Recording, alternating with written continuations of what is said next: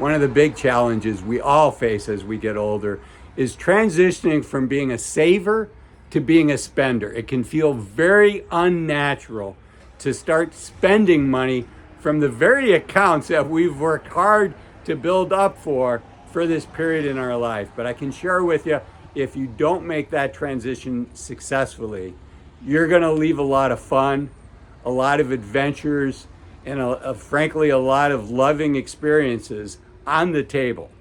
And I don't want to see that happen to you. I want to see you get all the joy out of the hard work that you've put into saving your money.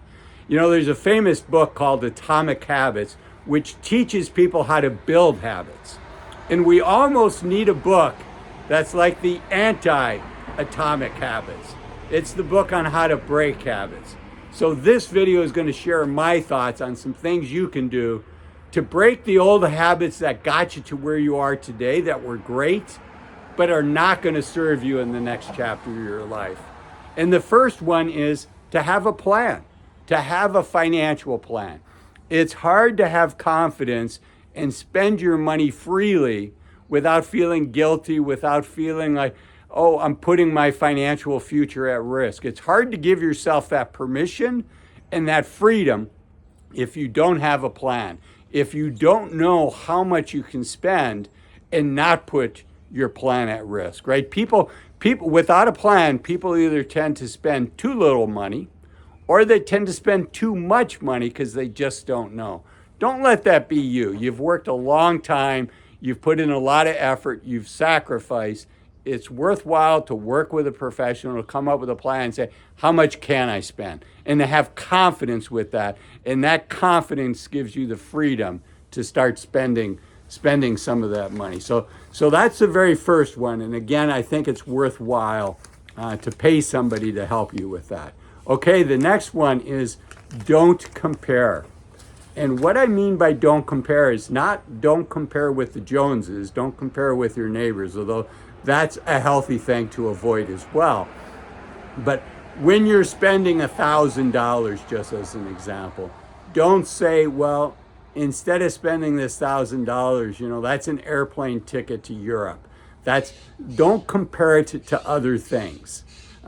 Particularly if you're struggling spending the amount of money your financial advisor says that you can. Because it's always easy to say, well, it's not worth it then. I could not spend this money because I could do this other thing. But the question is, are you doing the other thing? And does it have to be either or? So the comparison, $200 for some new gear to start a hobby, or to take some guitar lessons if that's what you're interested in doing. Comparing that $200 to maybe doing something else, very seldom are you going to end up spending that money. So try to avoid the comparison, particularly if you find yourself at the end of the year with money that you could have spent that you didn't. In fact, as a family financial advisor for over 20 years, I can share with you that it's very common for people that have been good savers that if their financial advisor says, okay, you can easily spend $80,000 a year, it's very common for those people to save 10 to 15% of that just because that's what they've always done. Okay, number 3 in the list is set up what your goals are. At least once a year, think about what are my goals? What do I want to get done as I get older, as I have the freedom to not have to save money? What are the things in my life that are important? Do you want to travel? Do you want to see other parts of the world, experience other cultures? What do you want to do? And then make sure you do those things. If you want to take your family on a vacation or take the grandkids on a Disney cruise, whatever it is, think about what those things are and then ask yourself, what's more important to me? Do I want to be the richest person in the cemetery? Or do I want to fully live? Do I want to fully enjoy life and help out those that I love? Okay, the next one is something I said earlier, but I want to touch on again, that what got you here, being a good saver, is not going to get you there, which is fully thriving and taking full advantage of everything in life. There's not many guarantees a financial advisor can give you, but I can guarantee you when you're on your deathbed, you're not going to look back and say, I did too much. I wish I hadn't done as much. You're going to wish that you had more time and you could get in other experiences, other adventures, and spent more time with people that you love. Okay, the next one also I touched on, which is, how is your behavior? How is your difficulty with spending money? How is that impacting other people that you love? And I'm guilty as charged here as well.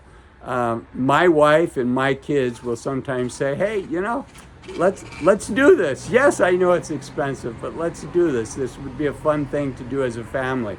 When you're in Las Vegas, it used to be the shows in Las Vegas were inexpensive. Go on a show.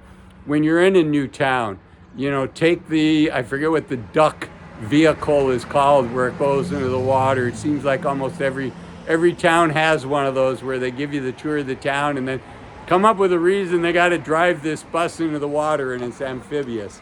But you know what? My family likes doing that. Spend the money to do stuff like that, because you're going to look back just like I just did and laugh at that. So ask yourself how your behavior maybe is impacting others, or how you could be having more fun with those that you love. Okay, now I'm going to bring out the big hammer. And the big hammer is, give yourself a penalty if you don't spend all the money that you say you're going to spend. In the example earlier where I said, a family can spend $80,000 a year. There's a soft hammer and then there's a tough hammer. The soft hammer is, instead of saving that 10 to 15% if you're not spending it all, whatever money's left over at the end of the year, you have to give it to your favorite charity, which is not a bad thing, right? But one way or another, it's going to get spent. And again, that'll help you with that comparison. This $1,000, I could buy this, I could do this, or that would pay for a ticket to Europe. And I would argue you want to do both. So one of the ways to make it easier to do both is to take away that saving mentality and just say, at the end of the year, I'm just going to give it to my favorite charity if I don't spend it. That's the soft hammer. Now for the tough one. And if you have a spouse that's having a hard time with this transition, this one's going to work for you. It's not pleasant, but here's the tough hammer. If at the end of the year you haven't spent what your financial plan says you can comfortably spend, anything left over, you have to make a political contribution to a candidate that you don't want to win election. So that'll for sure force you to spend it, because you're not going to want to do that at the end of the year. And I have seen people do that, and I can tell you it has a 100% success rate if they actually write that check to that political candidate, because they're only going to do that once. They're not going to do that twice. And then the one that I think can move the needle the most, and is the most important, admittedly I'm biased, is to work with a fee-only financial planner. And I'll share with you that the best financial planners not only can help you with your finances, but can help you with some of these softer life issues. They're both a financial coach as well as a life coach. So those are the main tips. I also want you to consider watching this video here, which goes into 8 things I want you to think about stop doing as you're approaching your 60s, so that you enjoy your life more. I'll see you in there. Thanks for watching this one. Bye-bye.